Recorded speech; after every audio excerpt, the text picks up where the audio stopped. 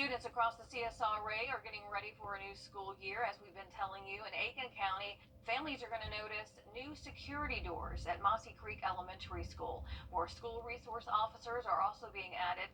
We spoke with Vicki Gaskins, who works in security and emergency management for Aiken County Schools. She explains the importance of that new security door. So before the vestibule was put in place for Mossy Creek, if a visitor rang the doorbell to come in and it was granted access, they had free flow into the building. The front office was over here. These doors did not exist.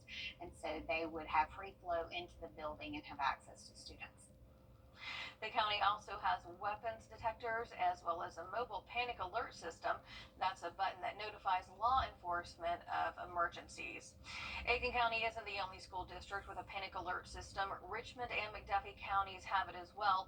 Columbia County uses a similar system. Georgia Governor Brian Kemp passed a new law that requires all public K-12 schools to install this system. Columbia County schools are rolling out some upgrades at the start of the new school year. The summer phase 1 was completed at Evans, Lakeside, and Harlem High Schools.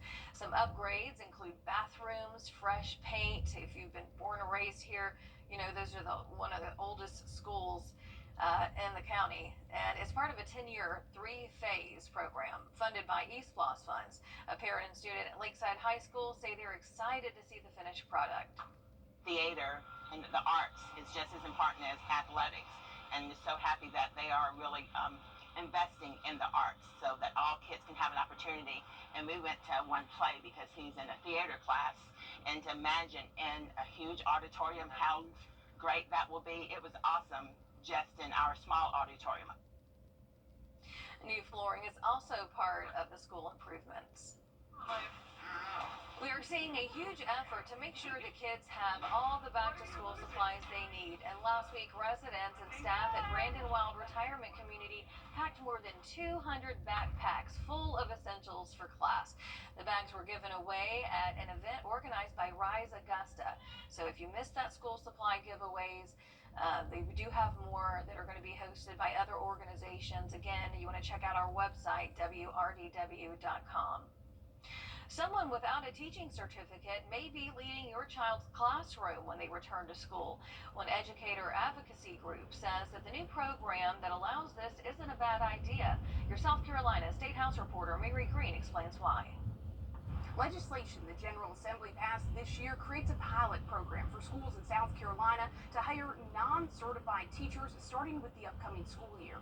We're trying to look at any strategy that will get qualified people, into the teacher workforce pipeline. There are requirements for these teachers, including that they have a bachelor's or graduate degree in the subject they're hired to teach, and at least 5 years relevant workplace experience. Non-certified teachers must be enrolled in an educator certification program within 3 years of employment. They still need to pass relevant background checks, and teachers whose educator certificates have been suspended or revoked won't qualify. Districts don't have to participate, but schools that do can employ up to 10% of their teachers through this program. Patrick Kelly with the Palmetto State Teachers Association says he doesn't believe enough people will meet these requirements to make a huge dent in the state's teacher shortage. But ultimately, we can find one unicorn, and that means that one more classroom of students has a highly qualified teacher in a classroom that otherwise would have been vacant. Then if that moves the needle for those 25 to 30 students, I think it's worth trying a 5-year pilot to see if it works. And if the program works, lawmakers can extend it past those initial 5 years, but if not, the pilot will automatically end in 2030. Reporting from the State House, I'm Mary Green. The law requires the State Board of Education to develop guidelines for the program so districts can start participating if they want. The State Department of Education tells us those aren't finished yet, but they are working on them. Columbia County's new Station 2 is back in service with a brand new look. Take a look at that there. Last week, Columbia County Commissioners and Fire Rescue unveiled the newly constructed fire station at a ribbon-cutting ceremony. The 2-story design features a 3-bay garage, allowing more space for fire trucks and firefighters. You may remember the old one. It was just so tiny compared to this one. The fire station shut down for nearly 2 years ago for those renovations. We have room. Behind this truck, behind me, we have a brand new rescue truck. since the other station was so old and small, it couldn't fit in there. So with the new station, it's bigger. We have so much more room for different trucks. This station, we provide special operations, technical rescue, so this really expands our capabilities. The fire station is located on Gibbs Road in Evans, and so pay attention to this. The color scheme blends right in with Evans Elementary, Middle, and High School, something that they told me they did on purpose there. During severe weather, you probably use your phone and the News 12 weather app, of course, to stay up to date and weather aware. But what happens if you can't get to your phone or you don't have any service? Your First Alert meteorologist, Malik Bryant, spoke with the National Weather Service in Columbia to find out. Riley said I need multiple ways to get weather warnings, and somebody recommended me a weather radio?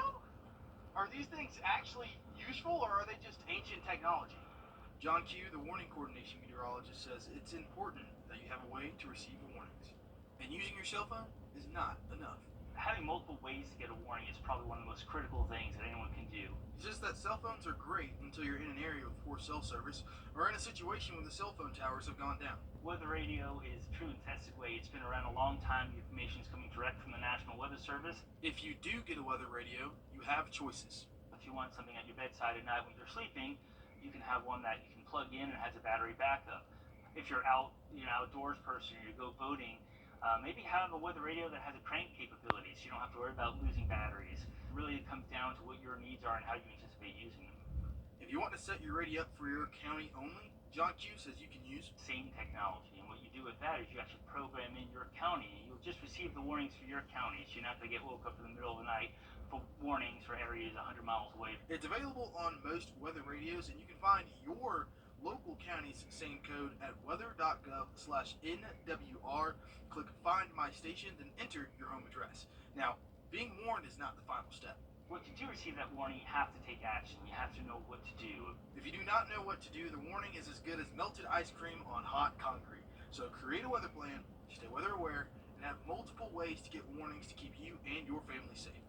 In Columbia, for News 12, First Alert meteorologist, Malik Bryant. You can buy a weather radio at any major outdoor retailer like Amazon, and they start at around $20 on the site. Today, Reduce Your Risk is hosting a Sundresses and Lemonade fashion show. Reduce Your Risk is a nonprofit helping to reduce the risk of breast cancer while empowering women. They also host monthly cancer support groups and monthly walks educating you on how to do monthly self-checks. They can also connect you with free mammograms if you're uninsured. There's going to be entertainment, prizes, food, and more. Your Zana Halliburton is going to be hosting the event. That starts at the Hub at 2 o'clock this afternoon. A lot of sunshine early on your Sunday morning. There's a live look from the top of our Beach Island Tower this morning. The high yesterday, 97, the low 72. That was 2 degrees warmer than average, and today looks even hotter, but there is relief on the way. We'll have a look at that work week forecast when we come back. Breaking right now, a shutdown on I-20 is causing Stay connected to the team you trust your way. We have a safety alert for all you mom and dads out there. Breaking news and investigations here on the WRDW News app. We're tracking strong to severe. Get instant forecasts with real-time alerts here on the WRDW First Alert Weather app. And stream live on your TV, here or watch anytime on your schedule. We're covering breaking news out of Augusta. Download all 3 for free. Stay connected to WRDW wherever you are. Are you ready for a great offer? People can do all of their business with us over the telephone. They can sign up, we can get their car fixed, we can get them into a rental car, we can get them into see a doctor, we can handle their settlement, their paperwork, get the check deposited into their account. It's such a beautiful thing. It's fast, it's efficient, they can communicate all the time with our team, and we can get this thing taken care of, and they never have to step foot into an office. Fast, convenient, efficient, get them the most money they deserve. All right, back now with Chris Chris, and the weather headlines shaping up to be another hot one.